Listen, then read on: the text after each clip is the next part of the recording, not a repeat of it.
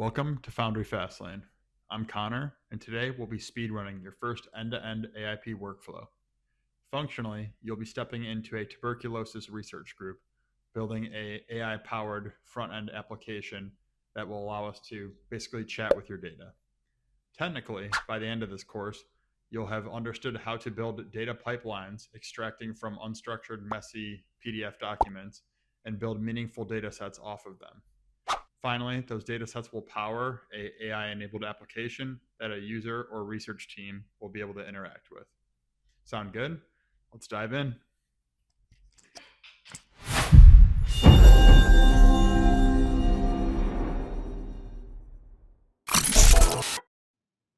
Getting started, navigate to learn.palantir.com, specifically in tracks, AI Engineer, speedrun your first AIP workflow. You'll want to ensure that you are signed in learn.palantir.com, as upon completion you will get a certificate. This course overview here will give you all necessary prerequisite documents pertaining to the tuberculosis study that your research team will be utilizing as inputs for your unstructured data, as well as break down everything that we will go through today on this call. To dive into the use case a bit, you'll see an overview of the situation. You're joining a tuberculosis team, and you are trying to create a usable data set to power an application that makes sifting through the daunting library of data a little easier, basically.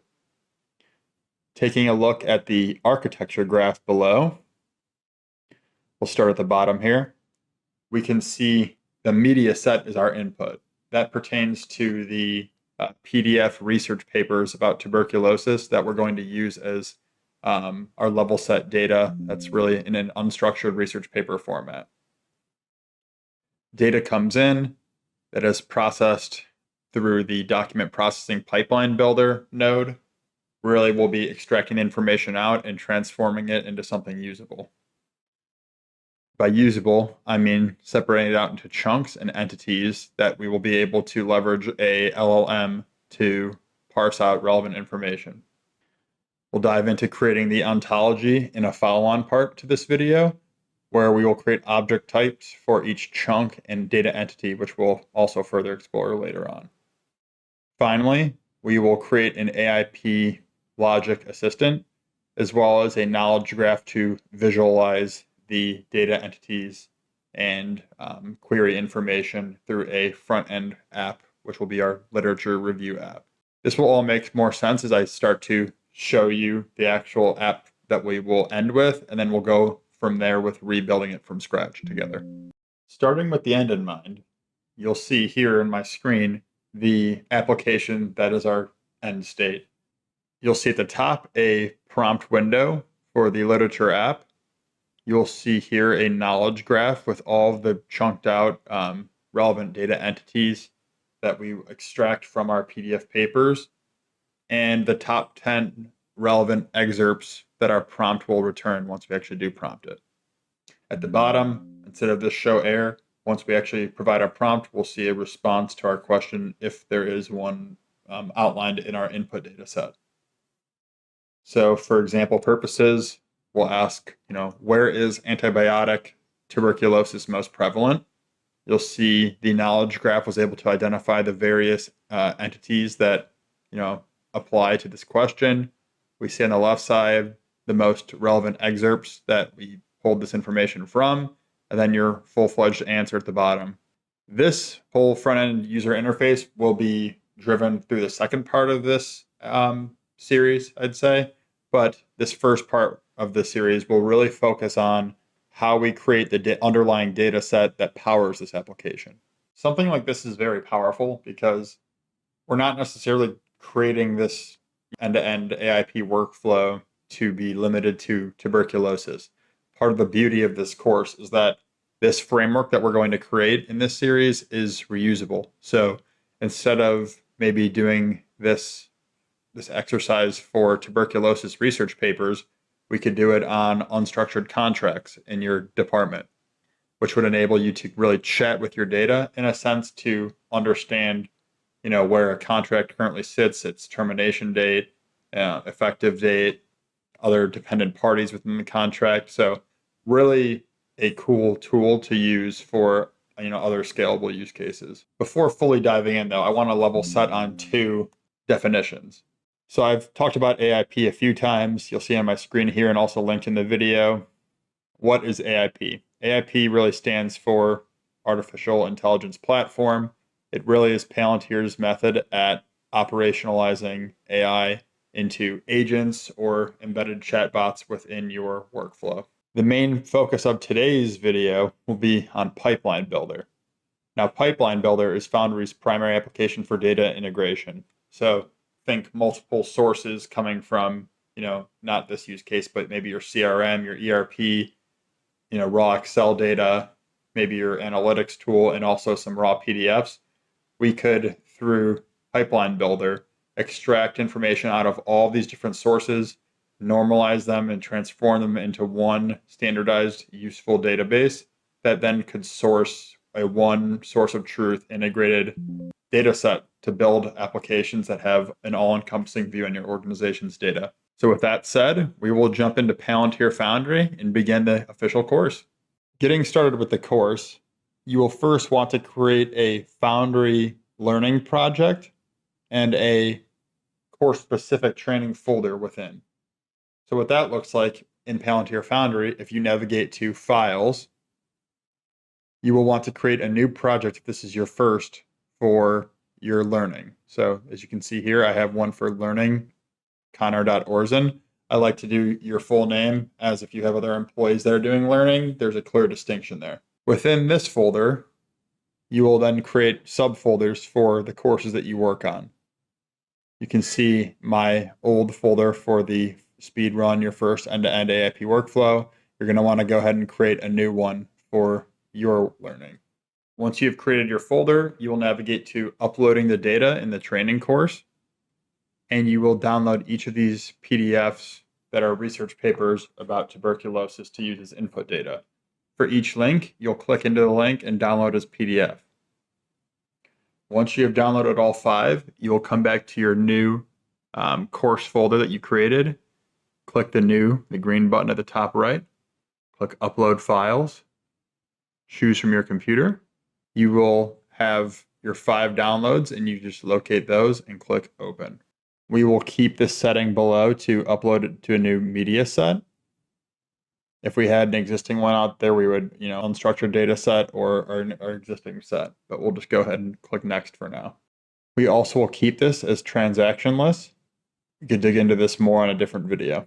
After a few moments, your upload will be complete and the data will be uploaded, aka your input data will be uploaded into Palantir. Now that we have uploaded our documents to a new media set, we'll go ahead and rename this.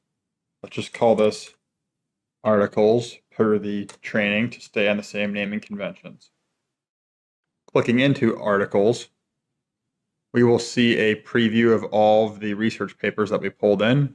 You can click into them here and scroll through. Nothing too groundbreaking here. Just one other thing to call out is a media set is different than a traditional data set. So if you were to have uploaded or connected to like a SQL table or an Excel file, for example, it would be a data set and that would be showing as something different than a media set. But for our case here, these will be serving as our inputs. Next, we will be creating our new data pipeline to extract the information out of those input files in that media set we just created and build relevant data sets off of that. Particularly, if we click back to the introduction here, a data set of chunks and entities, which we will describe in further length during the data pipeline creation. Jumping back to Palantir Foundry, if I click back from Articles, we will create our first pipeline. So click into here, Pipeline Builder,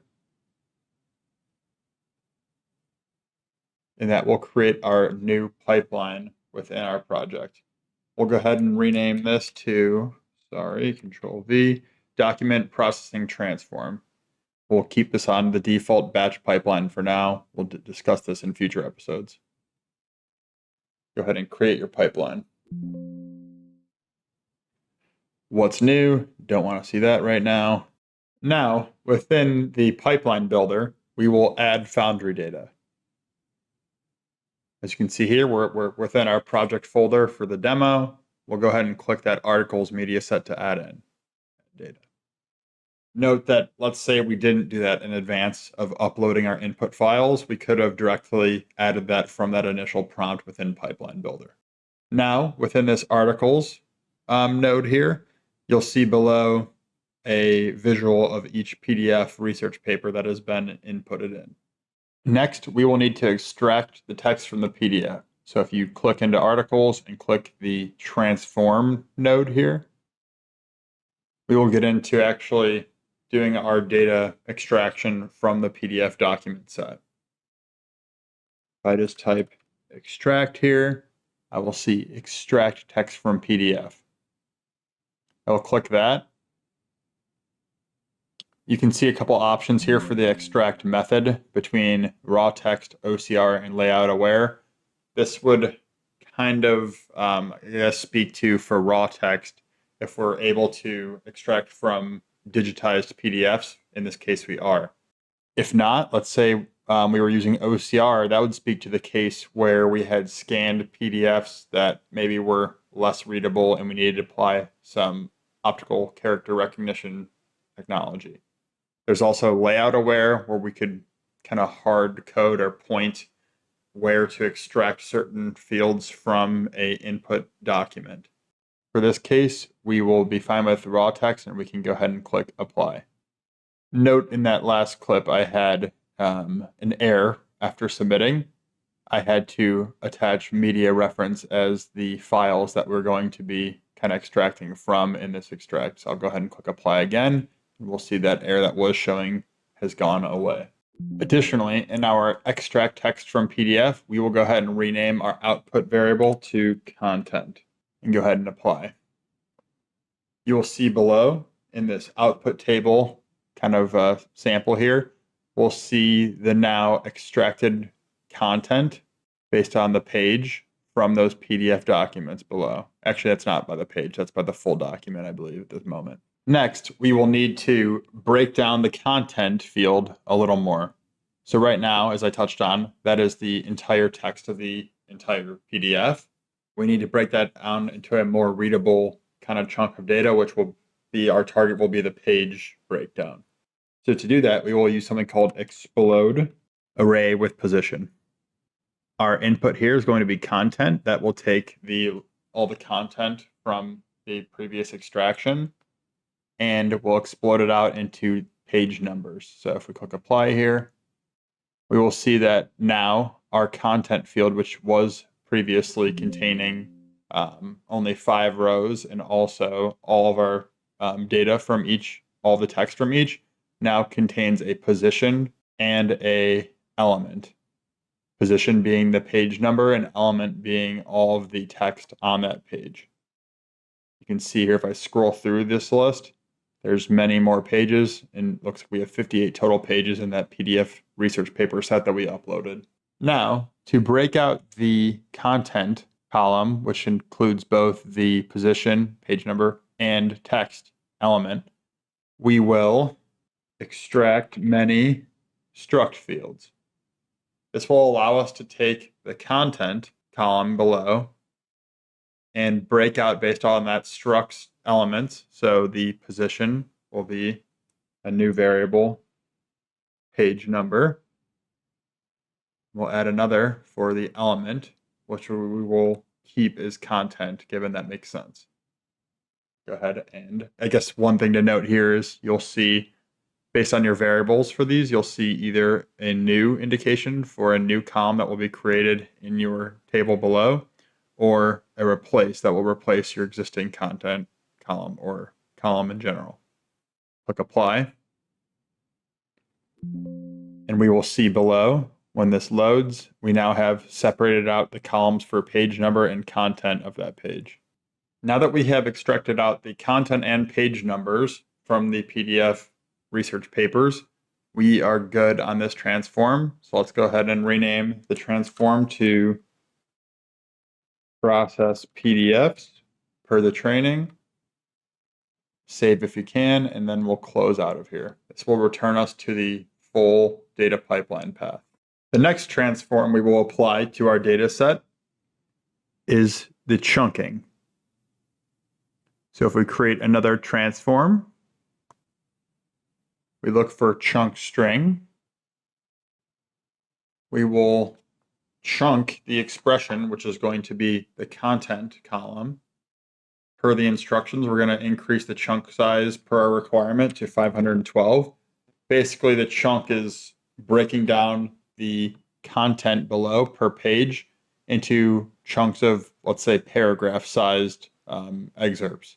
This is all in preparation to feed to an LLM that will enable the LLM to get more context out of the chunk, because smaller sized paragraphs are more comprehensible to an AI model than larger ones are.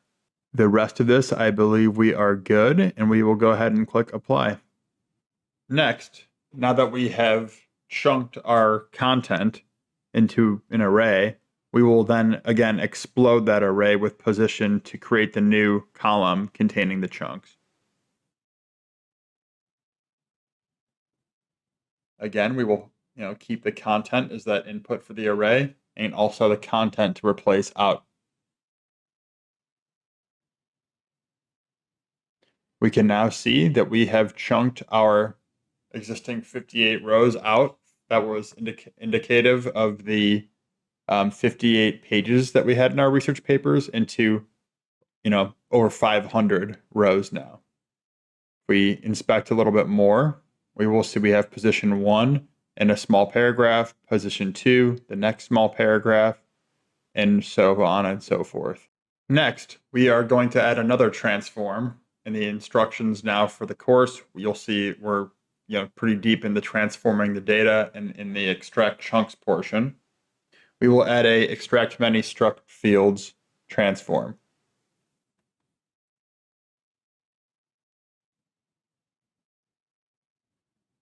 Again, we will feed the content in as the struct. The position will be the chunk number, I believe. Let me just check that. Chunk number. And also the element will, again, as before, be the content that we will replace. As we'll see below, now we have completed the data transformation of separating out our initial content page numbers into more so chunk numbers with smaller, more comprehensible paragraphs. Now that we are completed with the chunking out, we will rename our transform to extract chunks, ensure all saves are applied, and close out to return back to the pipeline. Next, now that we have our chunks kind of extracted in that previous node, we will add another transform here. We will name this get chunk ID. And here we are looking to concat strings. For the separator, per the instructions, we're using an underscore. Our first expression will be the media item RID. That's going to be the file name reference. Obviously, that will most likely be unique to the research paper that we uploaded. Next, we will look for page number. The system automatically recognizes that our integer page number column is not compatible with the string type output. So we are concatenating that to a string. Sorry, casting to a string. Also, we will look for the chunk number, and same deal. We recognize that it is an integer, and the system automatically casts that integer to a string. Lastly, we will rename the output to chunk ID. Go ahead and click save. Now, below, we will see chunk ID column has been created below, and that will serve as our unique identifier for all of our chunks going forward. That is going to be unique, and we know it's going to be unique for a couple reasons, but number one is that we have the unique file name, which is some risk of not being unique, but we feel pretty good about it as it's also concatenated with the page number and the chunk number. So now that we have created our chunk IDs, why are chunk IDs important to us? So first, let's explain what a chunk is. So as I touched on before, Chunks are bite-sized pieces of your original text. You might split by a fixed length, aka 500 tokens, or in our case, characters, 512. Pretty much just chunking a large text source into a paragraph. We do this to ensure manageability. As I touched on before, AI models are not great with large documents. We want the model to consume smaller chunks. It also enables us to focus in on the context of each chunk a little more versus the context of a whole page. A paragraph's context is much easier to represent rather than a whole page where we probably would talk about 8 to 10 different entities, where a paragraph we're talking about maybe 1 to 2. This will feed directly into our downstream vector search, which we will dive into later. Now that we have unique IDs that will serve as our primary key for downstream activities, we will add the use LLM node. This is where we get into the AI function of the data pipeline, which really sets Palantir apart from other ETL tools in the fact that this is easily embedded within the data flow here. So within the use LLM node, we see 6 major use cases for LLMs. We have the ability to classify, so we could classify data into given categories. We could do sentiment analysis, we could summarize, we could extract entities out of the paragraphs, we could translate the paragraphs, or we could create a custom prompt. In our case, we are going to go the custom prompt route. Now, to configure the use LLM, you will copy the prompt instructions from the training course.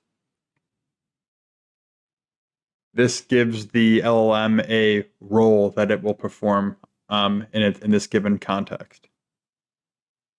For the provide input data, we're going to do a /content that enables us to select the content for the input data that the LLM will use to provide to actually do its role up here.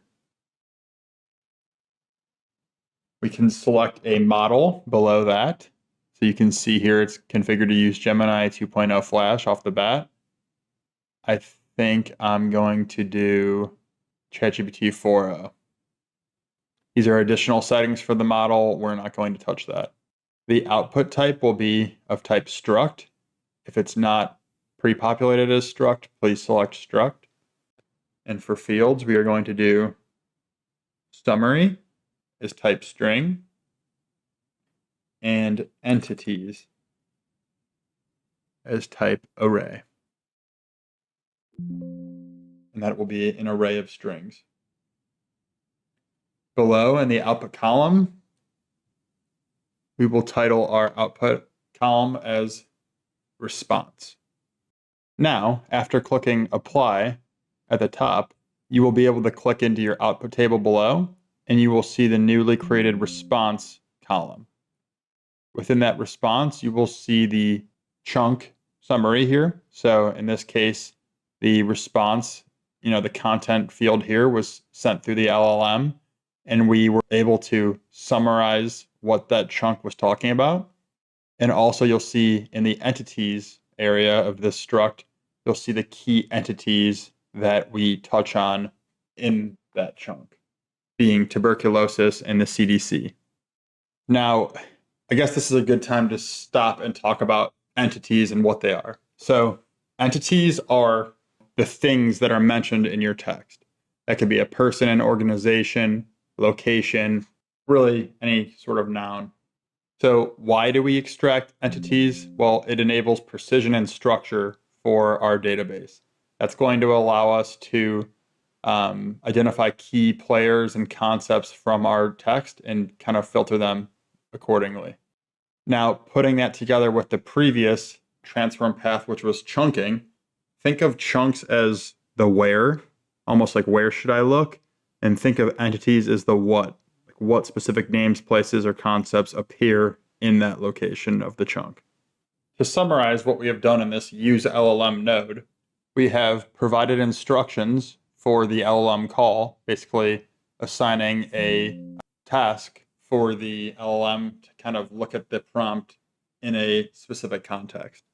We have passed in additional context of, you have your role, now here's the content, and this is what you're going to need to formulate your opinion off of. We set up our model. You could pick the latest and greatest or a cheaper model, dependent on your organization's budget here. We indicated the output type, so summary of the chunk and the entities discussed in the chunk, and assigned our output column. Now, you could always trial and error your LLM's viability here using trial run or just looking at the output table as we just did, and tweak your prompt if your responses are not up to snuff. The next piece of our transform, after we save and close out of our useLLM node, is going to be starting our embeddings. Now, what is embedding? So an embedding is converting each chunk of text into almost like a list of numbers, a vector, that captures its meaning. So that doesn't make sense to a human, but it makes sense to a computer. So computers are great at crunching numbers, but can't really understand what the words mean. So embedding is like taking the essence of a paragraph, its topics, tone, and key ideas, and tuning it into a fingerprint of like an ID, or let's say like 100 numbers. What that does is it enables similar meaning chunks to end up with similar fingerprints. In essence, embedding is summarizing chunks into a meaning fingerprint for the computer to recognize. That in itself will then enable a vector search, so that as we actually apply our data set here into a front-end application, a query is going to return similar chunks that mean similar things the user asked to answer their prompt. So next, we are going to embark on that embedding process by adding another transform. Here, we are going to get struct field. And for the struct, we're looking at this response column down below. And within that struct, we have summary and entities. So we are interested in the summary. Response rather. And the locator is the summary. We will keep our output as summary and click apply. Next, we are going to do a text to embeddings transform. And the text column we're going to look at is that summary that we just created. The model type, we're going to click in here and do the first option, which is text embedding ADA 002.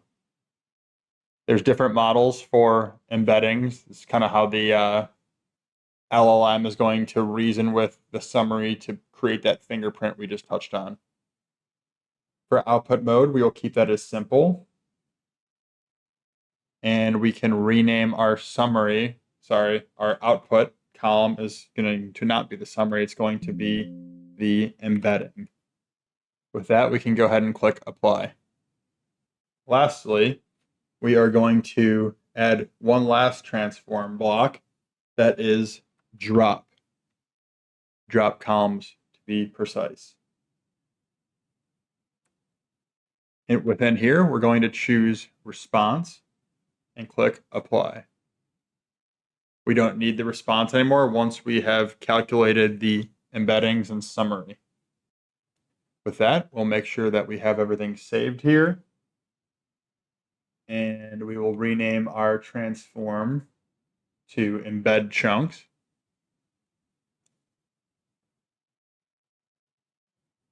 And make sure everything is saved and return to the pipeline. Now, we have officially embedded our chunks, aka fingerprinted our paragraph-sized chunks from the input tuberculosis research papers, and we are ready to create our output. So we will do create output, new data set. We will name this as chunks. And we are going to keep all of our columns in here. Theoretically, we could have dropped that response column at this stage, but for demo purposes, we're good to continue as is. Now, you may be thinking, Great, we have our chunks, but what about the entities that we touched on back here in the use LLM node? Well, that's great you mentioned it because we are going to create another data set specific to the entities. So if we come back here, we will click transform to create the new transform, like a new spin-off lane here in the data pipeline. Before we do that, you'll notice that the selection preview below, we still have our response field as it was configured back at this stage in the data pipeline, to which we will need to explode out columns for our entities to be able to get to the point we did with our output data set within chunks. Click on the use LLM node, click transform, and we'll get started. In this transform path, we will look for get struct field to attach to the response. Our locators this time is going to be entities. And we are going to keep our output as entities right now. Apply. For our second transform, we're going to explode array. This time we're not going to include position. Our expression we're looking for is entities. And our output is going to be different. We're going to call it entity name. Go ahead and click apply. Lastly, before we go back to the main pipeline, we want to rename our node here as get entities. Make sure I don't misclick and click close. Next, we are going to deduplicate the entities. In this node, we pretty much extracted the entity names out of the response column here. You'll see within here, there's a bunch of duplicates, and we need to resolve that, as the entity name should really be unique to the entity itself. So we'll go ahead and click another transform node. We will name our transform node, and we will add a transform block here. We're going to select the column, select columns here. The column we want to select is going to be entity name. And from there, we're going to click apply. Next, we're going to search for drop duplicates. Within here, we're also going to do entity name. Sorry, I did not need to type that. And click apply. Now we have selected the entity name column, and then we're going to do a function on that to drop the duplicates within that column. So you'll see below now, we should not have any duplicates in our entity name column. Go ahead and close and return to the pipeline. Next, we will create our output data set for the entities single column table that we just created. So same deal, add output, new data set, and we will call this one entities. Again, we'll only have one column in this one, and we'll go ahead and collapse that output. Now, to bring together entities and chunks, we need to start at the location within the pipeline where we have both unique entities and also the chunk ID that will enable us to search for our entities within specific chunks based off the unique chunk ID. So we will start at get entities and do another transform. Within our new transform, we will rename the transform to get join table. We will select columns. And within our select column, we are looking for entity name as well as aforementioned chunk ID. Within here, that's all we need to do. We'll click apply. And you'll see below the input now, or the output sample shows just two columns. That's entity and chunk ID. We'll go back to the data flow. Now, off of our join table, we are again going to create a new data set output.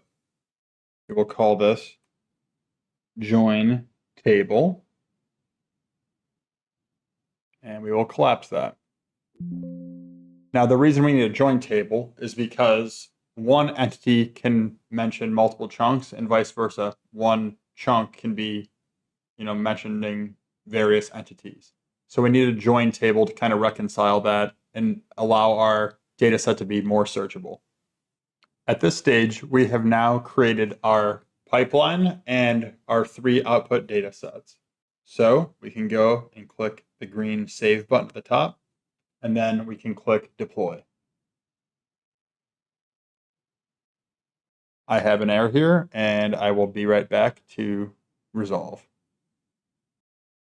To resolve this error, per shown in the course tutorial here, we'll need to move these to a unique job grouping out of the default job grouping into a custom one. To do so, we will hover over these and click the Move to Group and do New Group and repeat for each. Once we have done so, let's double check to make sure.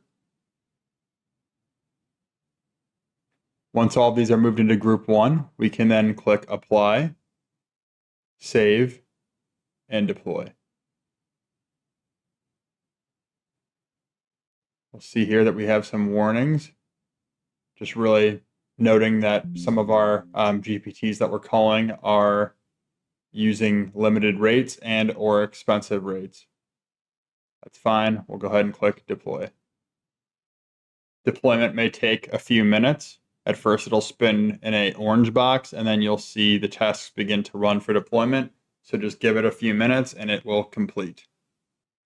While this deploys, let's take this time to summarize our data pipeline. We started at the beginning with articles, raw PDFs coming into our data flow. We extracted the text out of those PDFs and namely created page numbers, creating unique page numbers and content for each page. We broke it down into chunks. And as you note, as we click through each of these stages, we have the preview of the output containing the chunks and the new columns and data transformations at each stage. Zooming out, we then created our chunk IDs. We passed that into a useLLM node to apply AI to summarize and get entities per each chunk. We then created a unique chunk table, an entity spinoff, and a join to create that many-to-many relationship between chunks and entities. That's the big piece here, is that will enable our user interface application to be able to search through all of our chunks and entities to accurately respond to user prompts. After a few minutes, we can see our last deployment succeeded in our logs. You could also track that through the View Deployment tab that was showing at the bottom while the deployment was going, but we also can check this through our project itself. So now within our Speedrun project, we'll see we have data sets for join table, entities, and chunks. Notice, as I touched on at the beginning of the video, the media set and data set icons are completely different so that there is no confusion there.